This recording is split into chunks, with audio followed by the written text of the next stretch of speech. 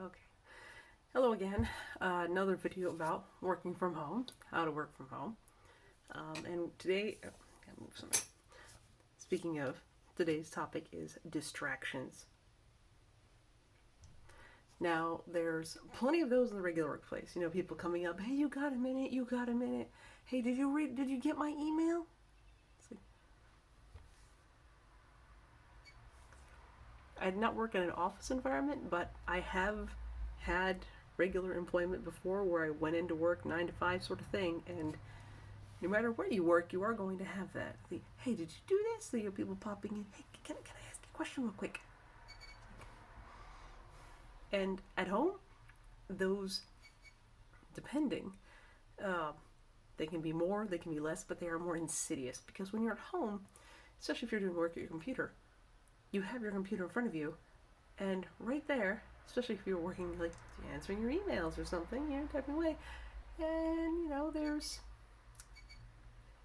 games, there's your phone, there's Facebook, there's Instagram, there's so many things to distract you that when you're at work and your boss is like walking behind your chair like it's like, hey, how's it going? You have your boss hanging out, or at least your coworkers there. There's something in my contact lens. There you go. You have your boss, your coworkers. They're sort of to make sure you don't spend too much time taking a break on Facebook. Not too much time. Or you have that. It's the social pressure. It's the people around you kind of keeping you accountable. When you're home, you don't have that. You don't, no one's gonna know if you just spend an hour on Facebook, or go on YouTube and say, I'm just gonna watch cat videos. Yeah, no one knows. There's no one there. But yes, the internet exists and it is a major distraction, and it is sort of designed to steal our attention. So many things. It's raining. I'm feeling really dry today, so hydrate. Um, you have that. It is there, and that's going to take a monumental amount of self-discipline to deal with if you're not used to having, especially if you're used to going home and binging those YouTube videos or spending an hour or 3 on Facebook or whatever. If you're used to that, your brain's going to be like, hey, we're not at work. Because we're creatures of habit. We are. So much of our behavior is habitual. And if we are used to going home, sitting on the couch, pulling up our phone, and then I would have my phone as a prop, but kind of using it. Be like Instagram, or like I'm gonna play Candy Crush. If we're used to doing that, our brain doesn't. There's an itch right here. Itch, itch. I'm not going anywhere, so I can touch my face. So our brains kind of are not in like work mode. So to help distance the internet distraction, if you can, download the work to your computer and just turn off your network connection to your computer. Just go offline. And maybe put your phone with the volume turned all the way up for any important alerts you might get from work or phone calls, like in the next room. Or where you have to physically get up and go get it if you're going to go to your phone. That way it's a conscious choice. You're sort of, if you're used to like picking your phone off your desk, or if you keep it in your pocket, if you're just used to be like, anything to break like loops. They're like, we got habit loops. We have little paths, like in a video game. We're like the NPCs sometimes. We follow those predetermined paths. We do the same thing all the time. And if one of your little habit loops, your little NPC paths is to pick up your phone and tap at this, you can't, because it's over there. You've physically done something to break the habit loop. It's really weird if you actually start to think about how much of your behavior is habitual, and your brain just kind of slides to different modes even depending on what situation you're in. I find it really interesting. A fun thing is when people are on the phone. I don't know if I used to work in an answering service in college. One of the jobs I had in college, I worked in an answering service. So I have a phone voice when dealing with businesses, and it is my answering service work voice. I still have it. It's been over 15 years, and I still have the answering service phone voice when dealing with companies, and when people ask me to spell things, I drop into it and I spell it out just like I would when I was taking stuff down at the answering service. So yeah, I fall into that. And if you work anything dealing with customer service, be it retail, if you're still working, you're a hero. Thank you. No, seriously, holy crap, they do not pay you enough. I work retail. Yes, they do not pay retail workers enough. They don't. They really don't. Anyway, mini rant aside, you have you have those modes you kind of sink into, and there are cues. There are so many cues. I know, how many times when police officers we hear about, they put the uniform on, or people who work. I've seen people who work food service, as soon as they've put on their protective gear, they put on they put on the gloves, or if it's a guy that puts everything on, the face changes entirely, because now I'm at work. And to help you deal with distractions, you have to break that habit loop, break the pattern that you have at home, and put your phone away from you. That actually helps me a lot. If there's like doing the books, I talked about theming your days for me, or at least parts of your days, where the morning is work time, and then there's home time, and then whatever, then family time, or whatever, however you want to do it. For me, Financial Friday, doing book work. I don't hate doing book work, but it is because I'm online doing it, it's really easy to get distracted. So I just have a separate window, only the tabs I need open. That's it. This phone, my phone, right here, it is in this room, at this desk. My desktop is in the next room. So I can't pick up my phone and look at things. I only have the tabs I need open, and I just tell myself, do not open any other tabs. Don't. No one will know if you open other tabs, but you'll know, and you'll have failed. I use my inner perfectionist to kind of, as much as it can be unhealthy to be a perfectionist, have that inner perfectionist, I use that to my advantage in this case, to be like, it's itchy again. It feels like there's a hair stuck to my face. It feels like there's a hair stuck to my nose. Anyway, use the inner perfectionist so you can to help you deal with distractions. But also, timers. I talked about this in the first video I did about working from home. Use a timer. Use a timer, and if it helps you to have it visible, do it. If you would rather not look at it, do that. Again, you're going to learn a lot about yourself, so you can do that and deal with distractions. And that's the internet. Just set timers, and you're going to have to build that self-discipline muscle to not do it if you haven't already. Like I said, at work, you kind of don't have to when you're somewhere else, because either you're doing things where you're not at the computer, don't have those, like if you're working retail, you're not on your phone doing that. No, you can't do that. If you work at an office job, if you're in a cubicle, you have your boss there, you have other things happening, you have the social pressure to not do that. But if you are working home, it's not there. But you can make social pressure if you have kids, which is the next big distraction thing. And there's also the responsibility thing that is the adulting distraction that you have. But I'm going to go right into kids, though. Because kids, if suddenly you find yourself homeschooling, we do homeschool, so no biggie. But that is still a distraction. You can use your kids to your advantage if you want for that social pressure. Depending on the age of your kids, if you have a younger child, you say, okay, mommy needs to work, or daddy needs to work, and you tell them, I need to work now.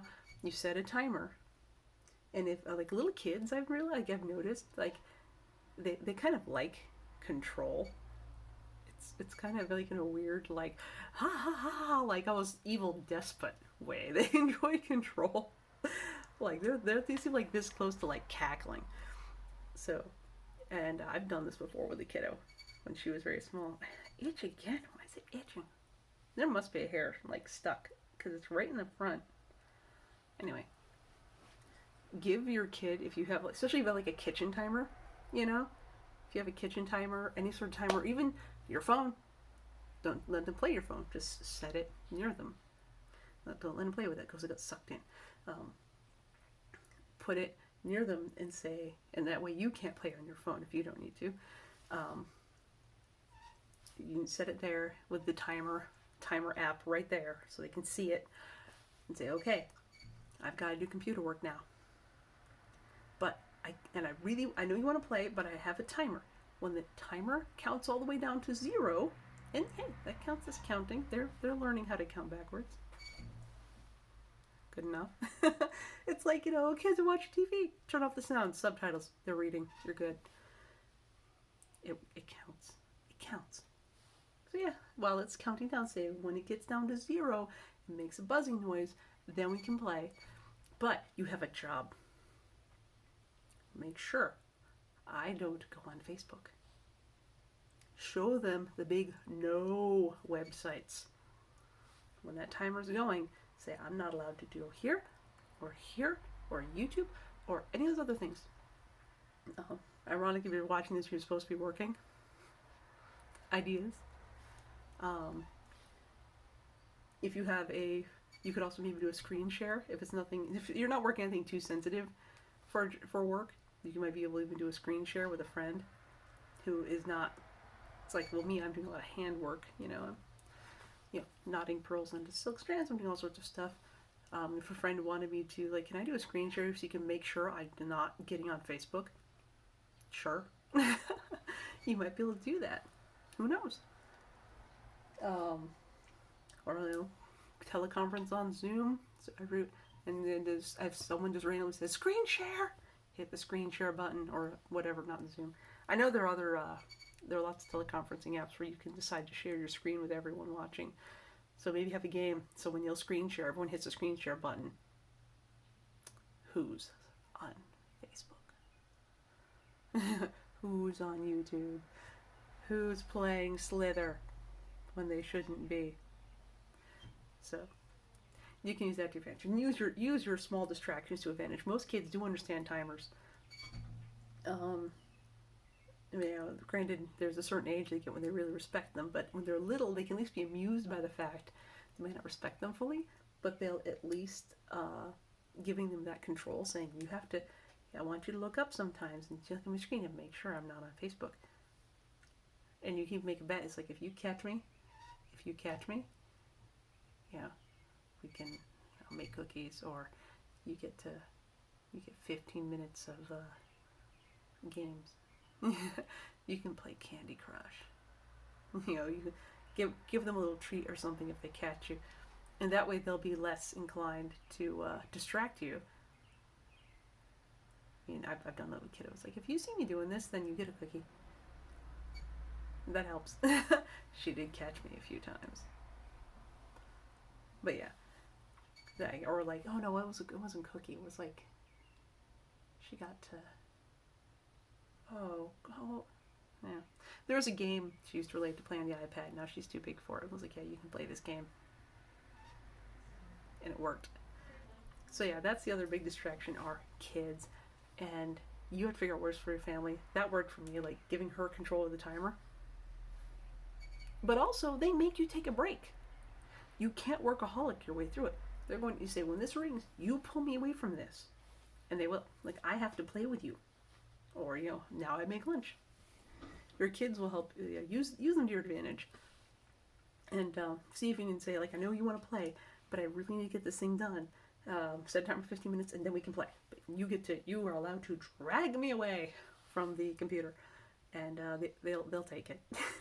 Most of them will take it gladly. So let's see. The third big distraction are chores, procrastinating, or any procrastitask or something. All the unfinished things that are in the back of your brain saying, "Hey." That's another thing you're gonna have to deal with that will get in the way. That is a distraction. Oh, and also don't. Real quick though, your phone makes a noise, like if work calls or something, unless you have to sit down at your desk or wherever you have your laptop, wherever you're working from, don't. Unless you have to look at the screen and do something, don't leave. Stand up, walk away from it, or just keep it plugged in. Just stand there, pretend it's a wall phone.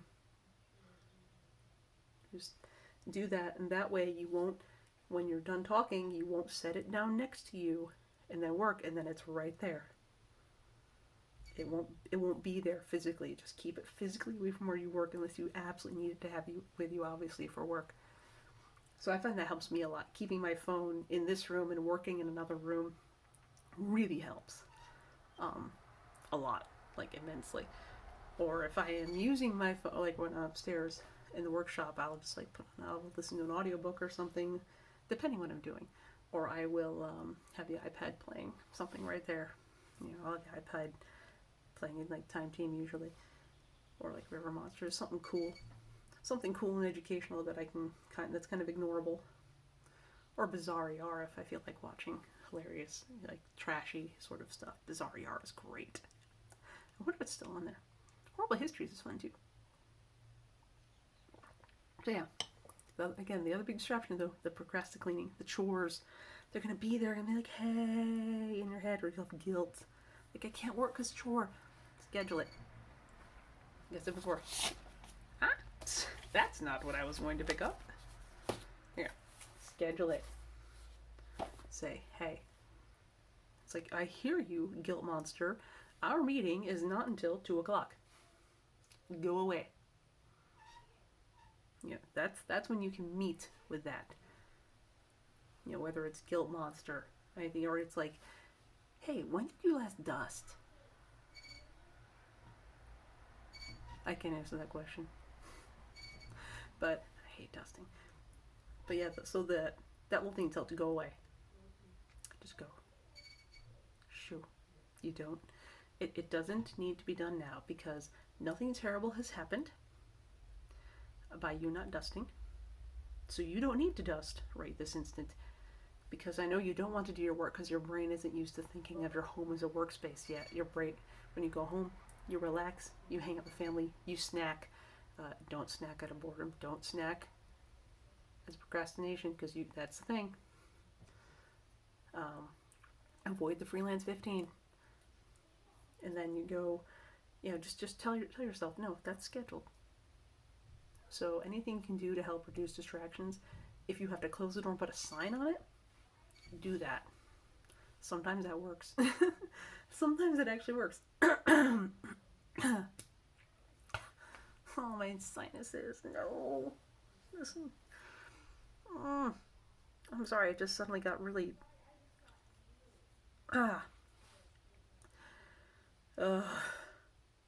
It's this weather. It was like 70 degrees, 70 some odd degrees and humid and beautiful, and now it's cold and wet and nasty. My sinuses. The poor bunnies too, because it's like, oh, it's cold. Floof. Warm. No floof. Yeah. Speaking of tangents and distractions, there we go. Yeah, try and eliminate them, and it really depends. And I mean, let's say your significant other is a stay-at-home person. All of a sudden, you're home. Yeah, no. You're like, okay, I love you, but I have to get this done for work. Or my husband and I, we're actually quite used to working next to each other because our desktops are like, his is here, mine is here.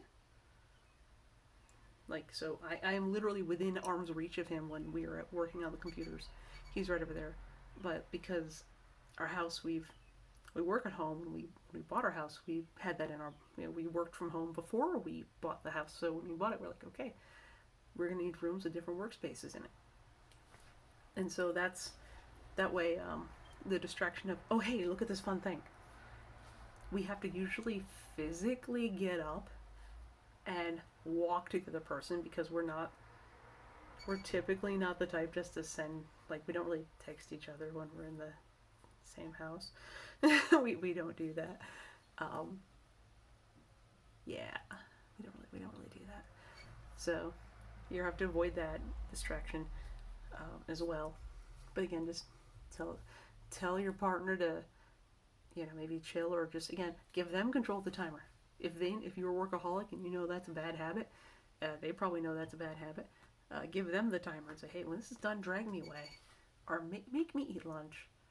Or if you are not the workaholic and they are, maybe you can rely on their social pressure to be doing your work too. If you're both working from home all of a sudden, so you can use some different social pressure to your advantage. That's the thing. But you have that thing in your brain going, you should be doing this. You're home. Oh, you're home. You haven't done these things that you've meant to do. You should do them. Now, like I said, you schedule your meeting with that part of your brain for a different time of day when you are able to work on it better. Whenever you are at your most sharp, that is when you should be working. As I said in the first video, some people don't really get revved up mentally till around noon. That's cool. And then you can, and if that's cool, fine. You can tell your little voice in your brain, there's violin. Tell the voice in your brain to be quiet. While you're working, if you are a morning, if your brain is really sharp and ready to go in the morning, or if you know you're more able to handle these things in the afternoon, or maybe because of your job in the morning, maybe you're used to kind of doing busy work until, like, especially I know some people saying it's really weird because they're kind of puttering around at home. They're like, this is kind of like exactly work, because they're puttering around, because what they do is they hand in things at the end of the day, and decisions are made about their work in the morning. They're not really able to work till the afternoon, and they end up staying late. But they have to be there like at 9. They're like, this is stupid because I'm not doing anything until 11 o'clock at the earliest. How dumb is that? So if you're used to that, by all means, keep it up. Because again, you're not going to be able to do anything. You're not going to get emails or anything like that until like 11 o'clock or after lunch or something. It's like, so yeah, you just kind of, so you have this morning to yourself, and that's when you can schedule time for that little voice that says, hey, you should do this. You know what you should do? You should do this. Or maybe schedule that as your relax time. Sleep in. Sleep in. But yeah, definitely catch up on your sleep. Definitely catch up on your sleep. By all means, do it. Sleep. Sleep. Take a nap, too. And again, this is you learning stuff about yourself, because that's important. If you find at work, typically you go to the break room at like 1 or 2, that mid-afternoon slump, and you down a whole like mug and a half of coffee, and then you get back to work. Stop. Stop. Unless you really, really need it. I would recommend stopping that or cutting back. Cutting back, and said when this slump hits, just take a little nap. Take a short nap if you can. I know some people like me, I can't take like a 20-minute nap. If I'm feeling blurred, usually it's because it's because it's a migraine and I have to sleep for like 4 to 6 hours. But if you can nap for half an hour, nap for half an hour, and wake up. So it's the equivalent of turning off and back on again. And usually after that, you're like, oh. Very rarely do I need to do that, but when I do, very rarely can I. When I can, it's always like a little like click, click, like, oh, I feel so much better. Even just laying down in bed, just being horizontal. Just be horizontal, close my eyes, or like I'm just gonna lay down and pet the cat. I'm like, oh, here we go. Turn it back off and back on again. I just pet a kitty. That's all. I'm just gonna pet the kitty. So take those little breaks, but then get back to work. Yeah, and I do set a timer for that. It's like, I'm gonna pet the kitty. I'm gonna have half an hour of kitty time. Usually cats are more than happy for half an hour of kitty time. It's like, oh, you get to fawn on me. You get to fawn all over me. Yes, do that. And they're very smug. But after that, ready to go. Feel great.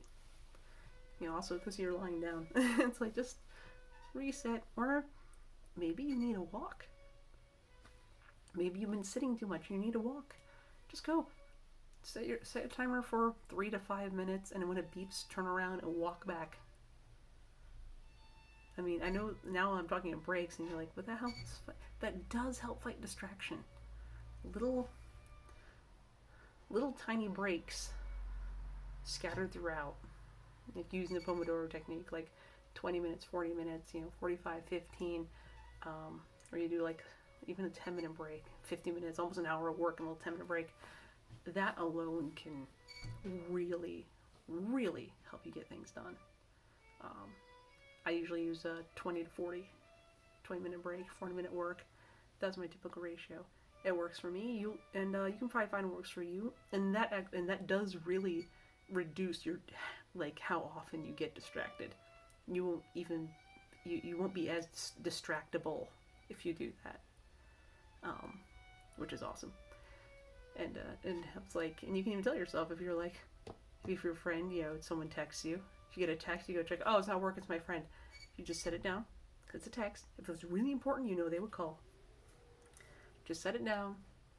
Look at the timer and it's like, I will answer that text in 11 minutes. They're not going to die. They're not going to explode. I mean, if they were going to die, they would call you. They would just call. So yeah, no, I'm good. 11 minutes, I'll answer that text. And then you have however long your break is to text your friend, play whatever, Diner Dash, Candy Crush, whatever those games are. Play your game. Let your brain have a little break, and then you can go back to work a lot easier. So yeah, sometimes the only way to it's like you can't fight the distraction, but you can delay the distraction. That's the best thing that works for me, is take it and put it over there. So yeah, I'm trying to think. No, that's it. Same thing with the doing tasks. Not just the digital ones, the real ones. Your world saying, hey, you haven't done X in a while, or hey, you've been intending to do this. Like, weren't you gonna go through your clothes and my nose still itches? Man, it's annoying. Weren't you gonna go through your clothes and see what fits and what doesn't? Donate the rest? Yeah, don't do that. Schedule that. Schedule the time of the voice in your head when you know it's time for the voice in your head. Or again, if it's really hard to ignore that, do that in the morning, and then when it tries to yell at you again during the day, it's like, no, I gave you 2 hours. You already took 2 hours in my day. That's plenty. That's more than you normally get. Go away. It's more than you normally get, especially like on a Tuesday. Shoot, it's Friday. So, or whatever. Well, right now it's Friday, but typically that voice doesn't get that much time from you. It just sits there yelling in your ear. But it's like, you gave it time already this a day. It can shut up. Or, if you didn't do that, it's yelling, tell it, no. It's like, no, our meeting is not until 4 o'clock. You shut up until then. No, you are not contributing at all to the work I am doing now, so you go away. I find it helps to, personify it, give it a face, turn it into a creature. I don't know. Mine is this weird little, Gatory looking demon thing that yells at me saying I haven't done this thing, and I'm like, shut up, I have not. I really need to see if there's a god of unfinished tasks or something. Is there some culture that's had a god of unfinished tasks, or a demon of procrastination or something, and I'm going to find out what it looks like, and that's what it's going to look like from now on. So yeah, personify it. Personify it. If you had someone who was always nagging you a lot, maybe make it them. Make it their evil twin. Their really evil twin. But it helps them to go away if you personify them in your head and say, hey, shut up, go away. I don't know why. It helps me. Maybe it's because I'm an artist, no idea. But giving it a physical form has really helped me. And you say, no, you go away now. And you just imagine it slinking off, and then you can get back to work. And if it says, hey, if I could, 4 o'clock. Because you're the boss of it. It's not the boss of you. Lord your power over it. Granted, it's still making good suggestions, so you kind of gotta listen to it, but you don't have to listen to it now. You don't have to listen to it now. So, anyway, I hope these helped, including my little weird tip of turning it into a thing. Mine's some weird crocodile-headed critter. I might draw that tonight for my comic. I do a daily comic on Instagram. It's at Sinclair Jewelry, just all one word. But I'll do a little daily comic on Instagram, and maybe I'll draw my guilt, procrastinating monster, whatever it is. The creature that says, hey. And it makes me feel bad, and I was like, oh, I don't like you. I think I'll draw. He's wearing a business shirt. He's wearing a shirt with a tie. I don't think he has pants. So, maybe I will. Okay, now I have to. I will. So, anyway, I hope I helped. Wow, this video is way longer than I intended to. I'm looking at the time. Sorry about that. If you have any other tips, leave them in the comments. Again, oh, so dry. Again, stay safe, guys. Wash your hands. Practice social distancing. Brian, quick tip. Brian is